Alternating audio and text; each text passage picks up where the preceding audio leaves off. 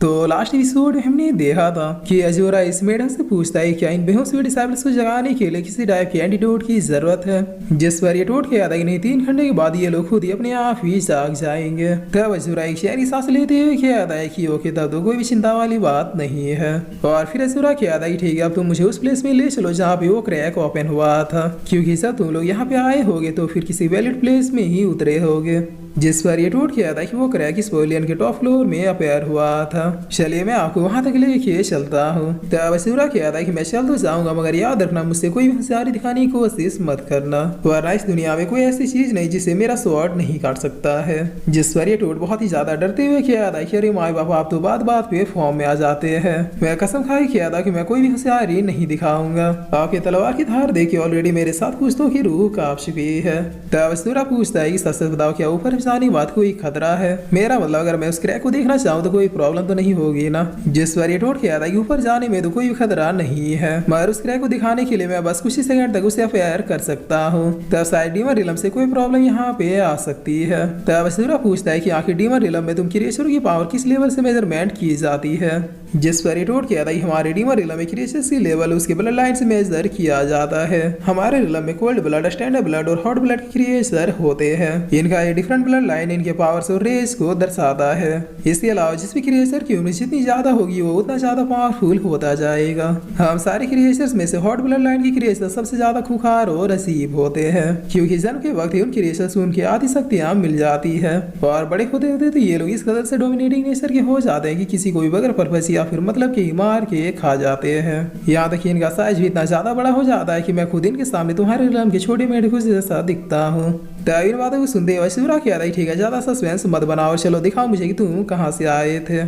जिस पर आप सीन चेंज होता है और हम दे देखिए मेढक असूरा को टॉप फ्लोर में ले आता है और लाते हुए क्या था कि यही वो जगह जहाँ पे वो होटल खुला था और हम लोग आए थे। तब असूरा क्या था क्या तुम उस क्रैक को दोबारा से ओपन कर सकते हो ताकि मुझे ठीक से समझ में आ जाए? जिस पर टोट क्या था कि मैं ओपन तो कर सकता हूँ मगर ये कुछ सेकंड के लिए रहेगा। इसके अलावा चूंकि मेरी शक्तियाँ उतनी ज्यादा हाई नहीं है इसलिए मैं इस क्रैक को जाते तो होल्ड या फिर स्टेबल करके नहीं रख पाऊंगा, वरना अगर मैं ये कर पाता तो फिर कब का यहाँ से निकल चुका होता। तब असूरा क्या था कि ओपन करो इसे। जिस पर ये टोड अपनी जेब से सामने एक पोर्टल को ओपन कर देता है। तब इस टोड के ऐसा करते इस डायमेंशन का बैरियर ब्रेक होने लगता है और फिर एक बड़ी धमाके के साथ यहाँ पे एक पोर्टल अपेयर हो जाता है। जिस पर अब इस पोर्टल से आने वाले ब्रीथ को फील करते हुए असूरा कहता है कि क्या ही स्ट्रेंज हो रहा है। तब ये टोड हंसते हुए पीछे की ओर चला जाता है और जाते हुए कहता है क्यों बच्चे आ गए ना मेरी बातों में? क्या तुम्हें सच में लगा कि तुम जो भी बोलोगे मैं उन सारी बातों का पालन करूंगा? मैं इस रिलम में रूल करने आया था और रूल करके रहूंगा। जिस वेदना कहती है टोडा बायो इडियट किया कि यहाँ से छलांगे लगाता हुआ भाग जाता है। तब इस स्ट्रेंज औरा को बहुत ही गौर से देखते हुए असूरा कहता है कि मैं समझ गया उस मेढक के बच्चे ने ये पोर्टल इसलिए खोला है ताकि डीमन रिलम से और भी ज्यादा खूंखार बेस्ट उसकी हेल्प करने आए, और इस औरा को फील करने की वजह से मुझे लग रहा है कि वो लोग बहुत ही फास्टली आ रहे हैं। वेल चलो देखा जाए कि आखिर वो क्रिएचर किस हद तक पावरफुल हो सकते हैं।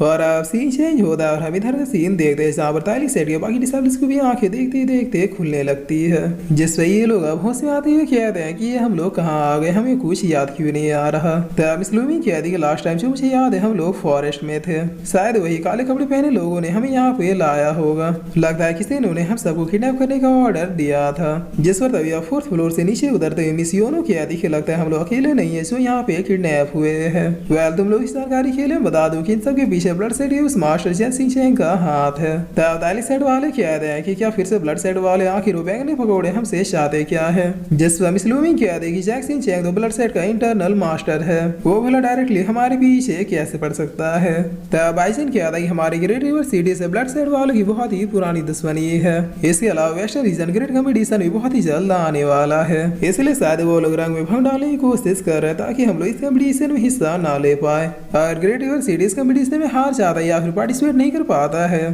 तो फिर दूसरी सिटी के सेटों के सामने हमारी कोई भी इज्जत नहीं रह जाएगी, जिसके बाद कोई बाहरी कॉन्फ्लिक्ट या फिर अटैक होने के बावजूद भी कोई भी सिटी के लोग हमारी हेल्प करने नहीं आएंगे। क्योंकि उन्हें ऐसा लगने लगेगा कि हम लोग रेड रिवर सिटी वाले यूजलेस हैं और हमारी हेल्प करने के बदले उन्हें रिटर्न में कभी भी कुछ भी नहीं मिलेगा। बस इसी मौके का फायदा उठा के ब्लड साइड वाले हमारे रेड रिवर सिटी को खत्म कर देंगे। जिसे सुनकर ये एल्डर कहता है कि अगर ऐसी बात है तो फिर अब हमें क्या करना चाहिए। तब इनकी इतना कहते अचानक ये पवेलियन हिलने लगता है और यहाँ पर भी स्टेज और फ्लो होते हुए आने लगता है।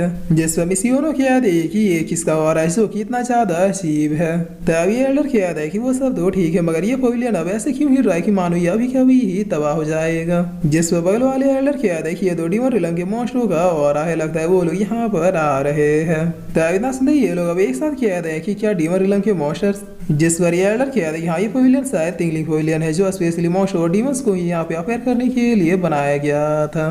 तब पीछे से लंबू कहता है कि अगर अब यहाँ पे दूसरी रिलम से मॉन्स्टर आ रहे तो फिर हम लोग यहाँ पे खड़े क्यों हैं। चलो सीधे उसी प्लेस पे चलते हैं जहाँ से ये मॉन्स्टर आने वाले, क्या पता हम लोग पहले पहुंच के उस रास्ते को बंद कर सकते हैं। जिस पर मिसियोनो कहता है कि ये गधा बिल्कुल सही कह रहा है। मेरे ख्याल से वो मॉन्स्टर अभी तक आए नहीं है लेकिन आने के प्रोसेस में है। अगर हम लोग जल्दी पहुंचे उस प्लेस के रास्ते या फिर स्पेल जो भी है उसे बंद कर दे तो शायद इस प्रॉब्लम को आने से पहले ही रोक सकते हैं। और इस हॉरिबल ऑरा को देखकर लग रहा है कि मानो ये खिचड़ी जहाँ भी पक रही है वो टॉप फ्लोर ही है। तभी एल्डर भी कहता है कि मिसियोनो बिल्कुल सही कह रहे हैं, हमें जल्दी जाके उस प्लेस को देखना चाहिए। जिस पर मिस लूविंग भी ओके कहती है। तब सारे सेटो डिसाइबल अब दौड़ते हुए टॉप फ्लोर को खोजते हुए यहाँ से निकलने लगते हैं और निकलते हुए बाइसन कहता है कि अगर मैं जिंदा बच गया तो फिर इन ब्लड साइड वालों का खून पी जाऊंगा। तब मोटू अब कुछ सोचते हुए कहता है कि हम लोग जितने लोग आए थे उतने लोग हैं, मेरा मतलब मुझे ऐसा क्यों लग रहा है कि हम में से कोई मिसिंग है। जिस पर लंबू इसका हाथ पकड़ते हुए कहता है कि अरे भाग रे मोटू वरना कुछ ही देर में हम लोग मिसिंग हो जाएंगे।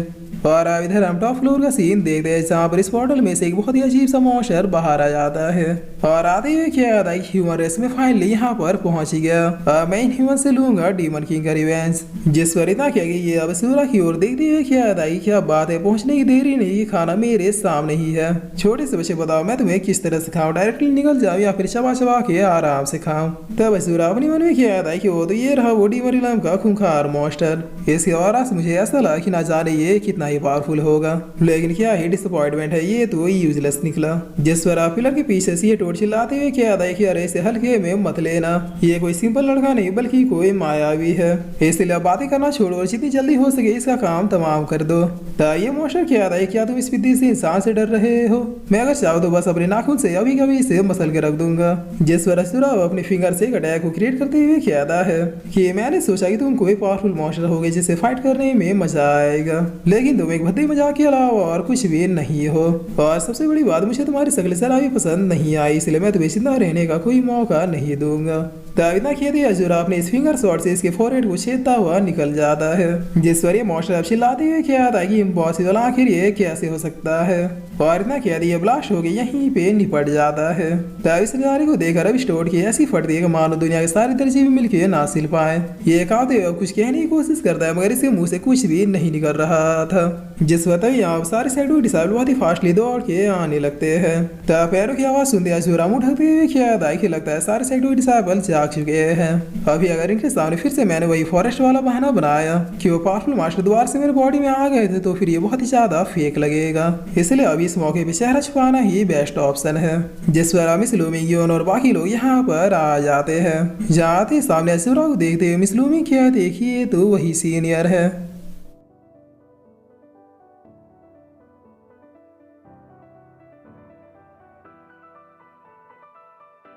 और फिर से एक साथ ही एपिसोड यहीं पे खत्म होता है।